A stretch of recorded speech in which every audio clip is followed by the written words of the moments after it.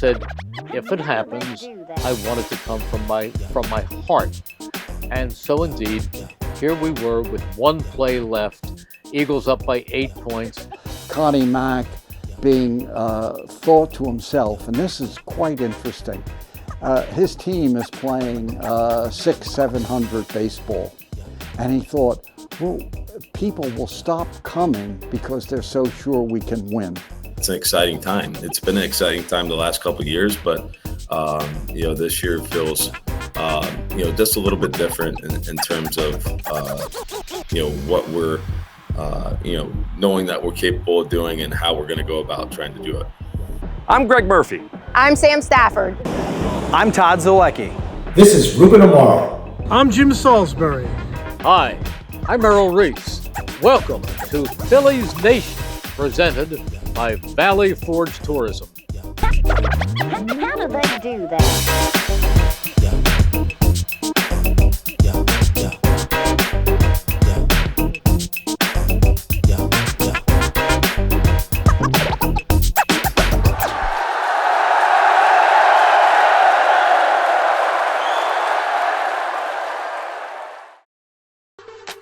In Philly, it's about more than the game. This is a legendary tailgate town. Our parking lots are filled with friends, food, and fun. So show up to the tailgate wearing first-rate threads from Shibe Vintage Sports. You can find them at 13th and Walnut in Center City, in downtown Wayne, and now open in Westchester. Shibe Vintage Sports, where there's a story in every stitch. Welcome back to Phillies Nation, presented by Valley Forge Tourism. I'm Sam Stafford. There is perhaps nobody more a part of Phillies Nation and the Eagles than Merrill Reese. He was just inducted into the Football Hall of Fame earlier this year, and I had a chance to talk to him about that famous final call right before the Eagles became the 2018 Super Bowl champions. You know, it's interesting. Many times I would be a guest on the morning show with Angelo Cataldi, and he would say to me, I want the Eagles to win a Super Bowl for you because you've done it for so many years. I mean, you deserve that. And I was not being disingenuous when I said to him, you know what? I've had so many great moments, so many miracles of the Meadowlands and different things to call. I want them to win it for the fans, because the fans are the ones who go out there, rain, snow, sleet, good teams, bad teams. Some people take second mortgages to buy season tickets. They spend their last dollars around Christmas time to get their kids Eagles jerseys and memorabilia. I want it for the fans. And during the week, Paul Domwich of the Inquirer did a story on me, and he said, if the Eagles should win this game, will you have something written, something prepared? And I said to him, no. And some announcers do, knowing that those words are going to live forever, write a couple of sentences or even a paragraph. And I said, no. I said, if it happens, I want it to come from my heart. And so indeed, here we were with one play left, Eagles up by 8 points, and we were seated at US Bank Stadium in Minneapolis in a corner of the end zone, the far end zone. So that play was going to take place 110 yards away from where I was seated. And I was worried. I was really worried because I didn't want to be known as the announcer who blew the end of the Super Bowl. But inexplicably, as Brady went back and he unleashed that pass, it all slowed down, like one of those NFL films where you can see it in slow motion. And I watched it as the ball was batted around and it hit the ground. And I looked up at the clock and saw the zeros. And I said, the pass is incomplete. The Philadelphia Eagles are Super Bowl champions. And then all I could say, and it just flowed, I said, Eagles fans everywhere, this is for you. Let the celebration begin. That's certainly a call that we will remember forever, and hopefully we'll get a chance to hear another one soon, maybe at the end of this season. Larry Andersen is also a huge part of Phillies Nation, and I got a chance to talk to him about a clip that was taken back in the 1993 season when the Phillies were playing the Atlanta Braves, and I told him about how it circulates constantly on social media, and I wanted to see if he remembered. I'm not sure how big you are on social media, but I don't have any. Oh, every time that the Phillies play the Braves, there's a meme that goes around. Do you know which one it's going to be? Braves are going to lose. We're going to kill them. Hell yeah. I love that. Did you have any idea that that would be as famous as it is now? No, I just like taunting little kids, I guess. It was fun. It was just, with kids, I love kids, and seeing the little leaguers coming around the field and just having fun with them. And that was a special time. I had no idea it would be like what it is today. In 2013, Darren Daulton was diagnosed with an aggressive form of brain cancer. He then created the Darren Daulton Foundation with his wife, Amanda. The foundation is committed to providing financial assistance to families struggling to meet their financial obligations. Recently, at a Darren Daulton Foundation golf event held at Golf Mills, I talked to the president of the foundation about what they do to raise funds. Special occasion here today at Glen Mills. We're so proud to be part of this event, and the foundation wouldn't be where it was if it wasn't for so many supporters throughout the year and all the alumni who come in to support Darren and his legacy. We're just so blessed, and anybody who's watching, if you can just follow us on Facebook, Instagram, attend our events. Our big event, besides this, is coming up in October on Columbus weekend. We have our annual golf outing at Huntington Valley Country Club, 225 golfers, live radio broadcasting, 25 former Phillies come out and support the cause. So anything you can do to help support us would be greatly appreciated. Another crazy Philly sports story that you've never heard. The 1993 Phillies captured the hearts of the city as gritty underdogs, but only the most diehard fans were on hand when they won their most bizarre game of the season. The start of Game 2 of a doubleheader between the Phillies and Padres was delayed nearly 6 hours due to rain. As Game 2 finally got underway at 1:25 a.m., bargoers in South Philly flocked to the Vet for last call. At 3 a.m., the fans in attendance did the wave. The Phillies came back from a 5-0 deficit to tie the game at 5 and send it to extra innings. In the 10th, relief pitcher Mitch Williams made a rare appearance at the plate. Wild Thing got his third career hit to knock in Pete Incaviglia, and at 4:40 a.m., the Phillies walked off a 6-5 victory that would never be forgotten by the small but boisterous crowd who stayed to the bitter end.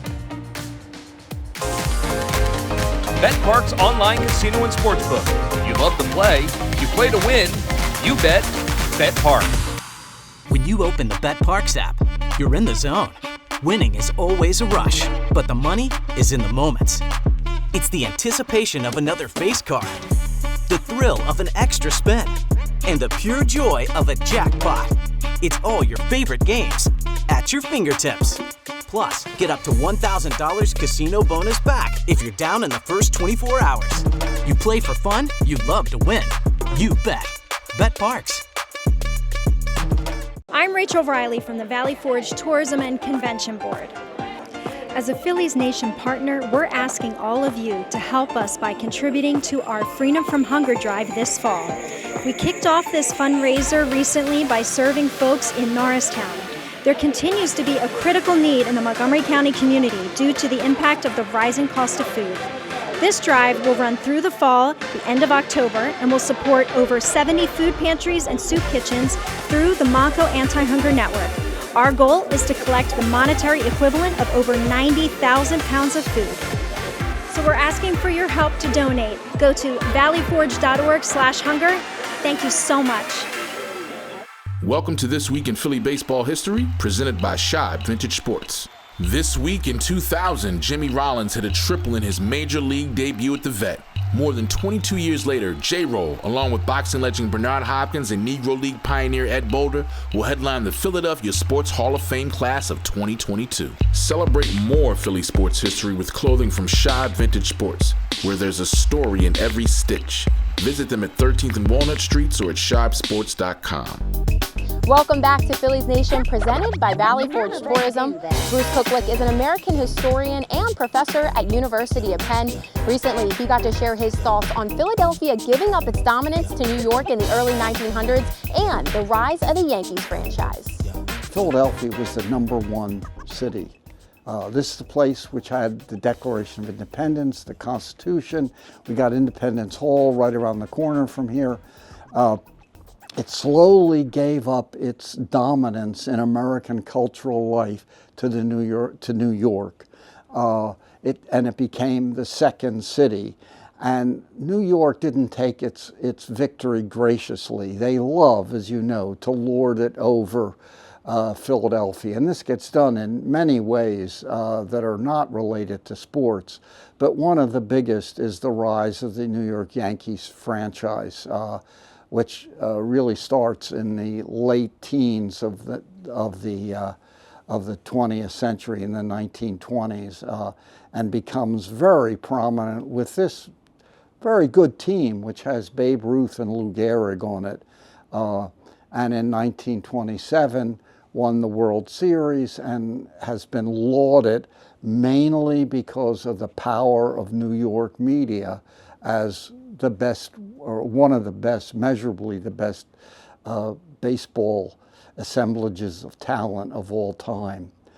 And this overlooks the poor second city, Philadelphia, which at the same time under Connie Mack was producing an enormously talented team comprised, it had a pitching staff which was led by a guy named Lefty Grove, who it was claimed could throw a pork chop past a wolf.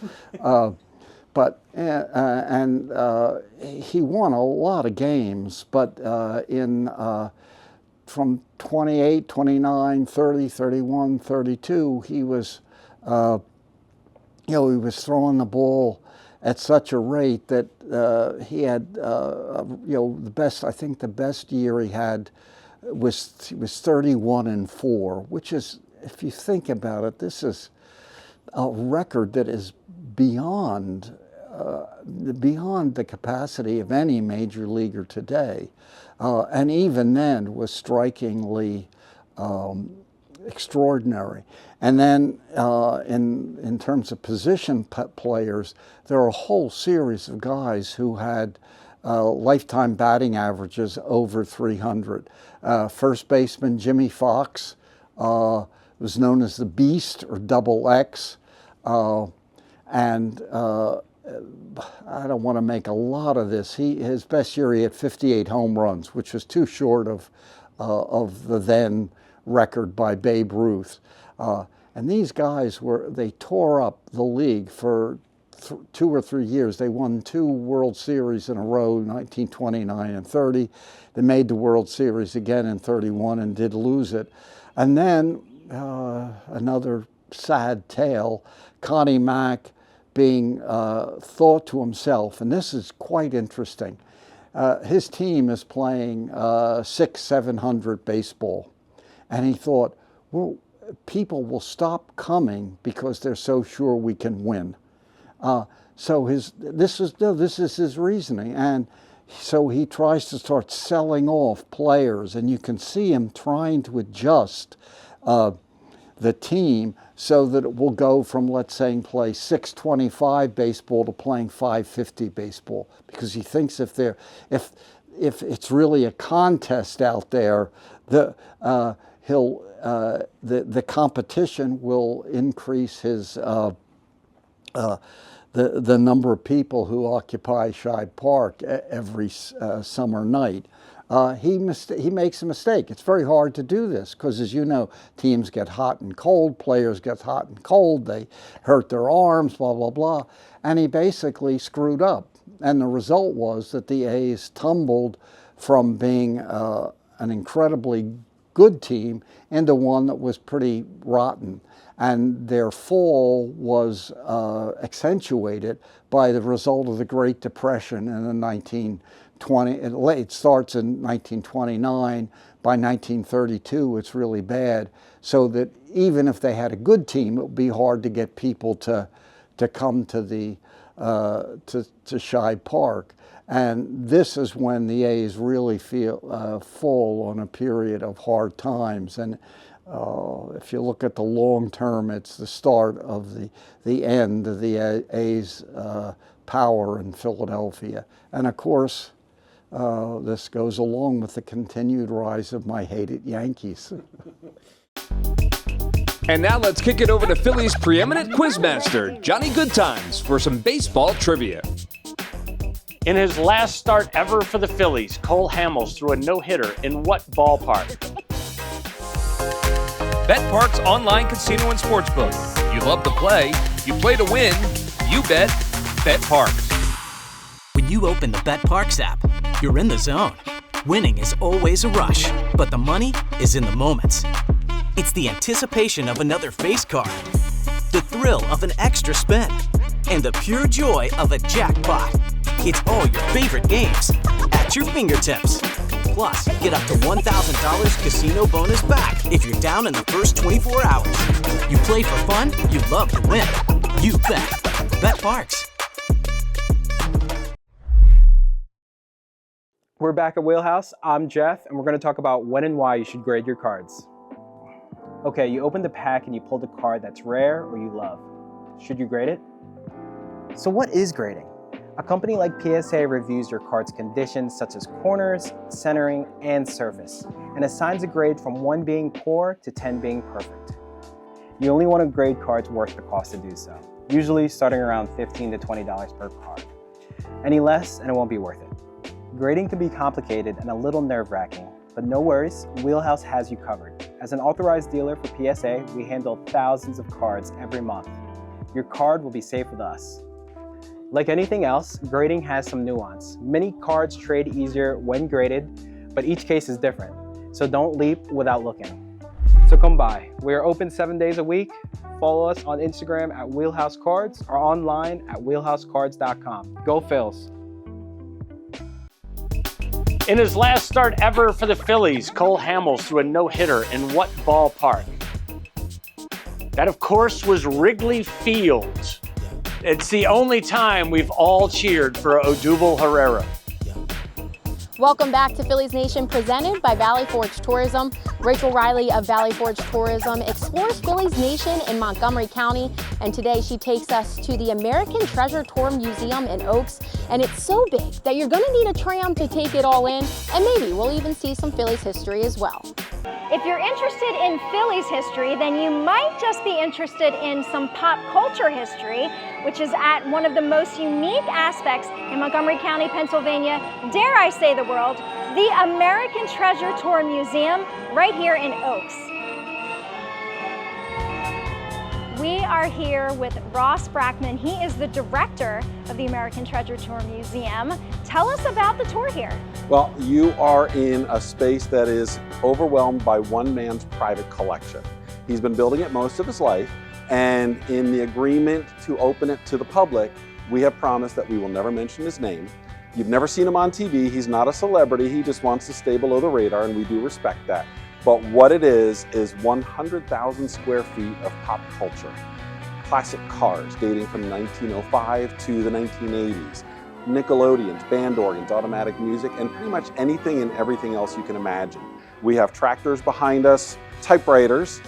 We can explain to kids what these are. Sometimes they don't know, which is a little hurtful to me, but it's fun to see their excitement when they understand that. Old classic telephones, pretty much anything you can imagine. We have stuffed animals everywhere, and if you can't really connect with the phones or the typewriters, you can almost certainly connect with the characters in the stuffed animals, as well as artwork and things like that.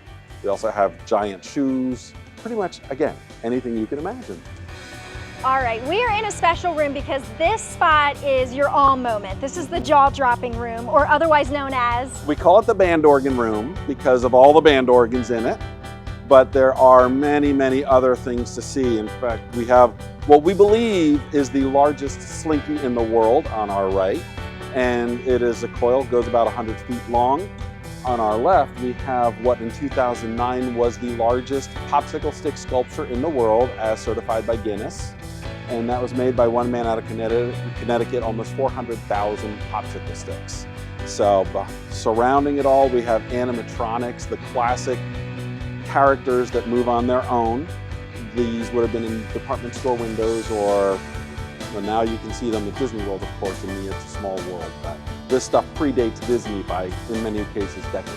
So and some of them are absolutely gorgeous and magnificent. Other ones are downright creepy. Okay, I was thinking creepy. I was going to say creepy, but you said it, not me. We know what we got here, and they're all treasures. You lean into it. I love that. You do, yeah, absolutely. Yeah. You got to embrace it. Yeah, I kind of love that. We should do like a haunted tour. Well, we do have a little Halloween section, but to be honest, Halloween is not a love affair for the collector. But actually, in September and October, we have a special guided Halloween narration. Throughout the collection, we have just about 80 classic cars. Some of them date to 1905 and as current as 1980s, but this is one of our very favorites. This is a 1954 Chevy Corvette, and it is the first year Corvettes were produced in numbers that they could sell to the public. It is original under the hood, although it has not been driven for years, and I'm hoping that I get to be the first one to get behind the wheel if we ever do move it. It is a beauty. Right here we have Calamity Jane. She is one of our favorite characters in the tour. The nice thing is, so far she has not threatened anybody, which is a little surprising because you'll see she has a gun in her holster, and she's got something in her boot that a lot of people would not encourage her to have there. So you just never know, but so far so good.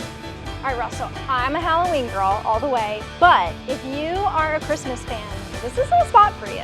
It really, actually, not to sell all holidays, we've got Halloween, we've got Christmas and Easter as well, but our Christmas really does go to the next level because we have the majority of the houses that were used by the Litt brothers back in the day. And if you're from Philadelphia, you might remember the Litt brothers department store, and they had the whole floor dedicated to their Christmas village, and we've got it. All right, folks, the American Treasure Tour Museum is only open on weekends. That's Friday through Sunday. Be sure to check out their website for the hours. That's AmericanTreasureTour.com. You can also buy tickets there online or right here in person. For the Valley Forge Tourism and Convention Board, I'm Rachel Riley. I know we're all hoping for another Phillies appearance in the World Series. We asked tailgaters at a recent game where they were when the Phillies won the 2008 title. I was in college in North Jersey, really repping for the Phillies up in Yankee country. I was at my wife's condo a month before we got married, and she fell asleep, and we won it, and I actually decided to take all the pots and pans and woke her up. Oh God, I was at my regular bar with my friends, and it was quite an experience to be had. We all, the entire bar shook when everybody jumped up and then landed again, and we all thought it was going to collapse for a second, you know. But yeah, it was a great spot, great spot. Were we at my dad's house? We were at your dad's house. Yeah. In Wildwood. At my mom's house. In my recliner. Yeah, we were definitely The firehouse. Lindenwold Firehouse. Yeah. Lodick Island, Lindenwold Firehouse, a whole bunch of places. Yeah, we watched the whole thing. Yeah. I was in the second deck, rolling on the third base side when we won it. And at the same time, in the tailgate before the game, my wife told me she was pregnant with my third child. And he's 15 now. Our Phillies Show segment this week is with Kyle Schwarber as he talks about coming down the stretch of this season and his love for the game. Fun thing is, right, is you're in that, the weather starts cooling down. You know, it's getting, you can feel fall coming in. Can feel kind of the anxiousness of everyone, you know, not just us, obviously the fans. You can feel the energy. Football's around the corner, right? You know, everything's just starting to come together. And, you know, for us, it's kind of just that, you know, you roll into September and you know that it's kind of that final push, and everything is, you know, all the senses are starting to get, in tune to just trying to get to that finish line the best that we possibly can. And, you know, it's an exciting time. It's been an exciting time the last couple of years, but, you know, this year feels, you know, just a little bit different in terms of, you know, what we're, you know, knowing that we're capable of doing and how we're going to go about trying to do it. Like, what has you so hooked on baseball that keeps your juices flowing over the grind of the season? Like, what do you like about it most? for me, it's like I wish that when I was younger in the big leagues, it was you knew the stuff that you know now, right? Like you realize that not taking that 0 for 4 with 3 punch outs, it's not the end of the world, right? That you gotta get to work and you gotta learn from it and you get ready to go tomorrow. And so kind of having a different outlook on baseball for myself, and I think just being able to enjoy it more in terms of that, because everything's performance based in this game, right? And what if you're performing, your team's doing well? But I think that's the great thing too, is that sometimes when you're not performing, your team can do well, and you're able to learn from that and find a way to be productive, even when you're not being productive, say in the box, whatever it is, right? That you can find many different ways to be a really good baseball player, just if you don't have it that day. For more Phillies analysis and interviews, subscribe to The Phillies Show on Apple Podcasts, Spotify, YouTube, or wherever else you get your podcasts.